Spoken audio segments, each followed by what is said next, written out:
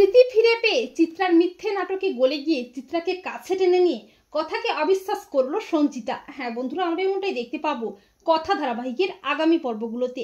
চিত্রার চক্রান্তে মারাত্মক বিপদের হাত থেকে কথাকে বাঁচাতে গিয়ে দুর্ঘটনার কবলে পড়ে সঞ্চিতা। তবে দুর্ঘটনার আঘাতেই সঞ্চিতা তার স্মৃতি ফিরে পায়, আর বাড়ির সবাই তো খুব খুশি হয়ে যায়। আর অগ্নি মাকে এত বছর পর ফিরে পেয়ে মাকে জড়িয়ে ধরে হাউমাউ করে কাঁদতে থাকে। সঞ্চিতা সবাইকে চিনতে পারে, কিন্তু কথাকে চিনতে পারে না। আর সঞ্চিতার স্মৃতি ফিরে আসায় চিত্রা তো প্রচন্ড ভয় পেয়ে যায়। কথা মনে মনে ভাবে, মায়ের স্মৃতি ফিরে আসায় মেজমা এত ভয় পাচ্ছে কেন। এরপর সঞ্চিতা এত বছর পর চিত্রাকে দেখে চিত্রাকে কাছে টেনে নেয়, আর চিত্রাও তার ভালো মানুষের নাটক শুরু করে।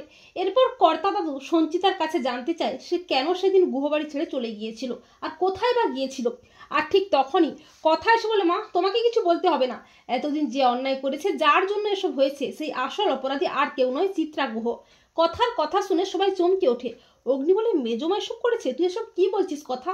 আর চিত্রা নিজেকে বাঁচাতে মিথ্যে নাটক শুরু করে। চিত্রা বলে, অগ্নি বাবা তুই বিশ্বাস কর, আমি কিচ্ছু করিনি। কথা কেন সবসময় আমাকেই অপরাধী বানিয়ে ফেলে?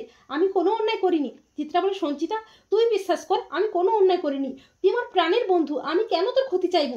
তুই বল না, আমি কি তোকে বাড়ি ছেড়ে চলে যেতে বলেছিলাম?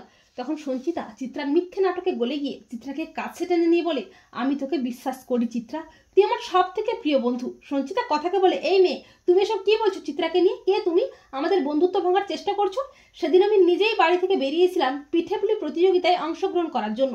সঞ্চিতার কথায় অবাক হয়ে যায় কথা, এমনকি অগ্নিও কথাকে ভুল বোঝে। অগ্নি বলে, কথা তুই কেন বারবার মেজমার দিকেই আঙুল তুলিস?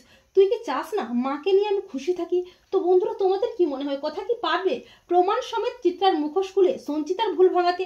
কমেন্ট করে এক্ষুনি জানিয়ে দাও তোমাদের মতামতটি।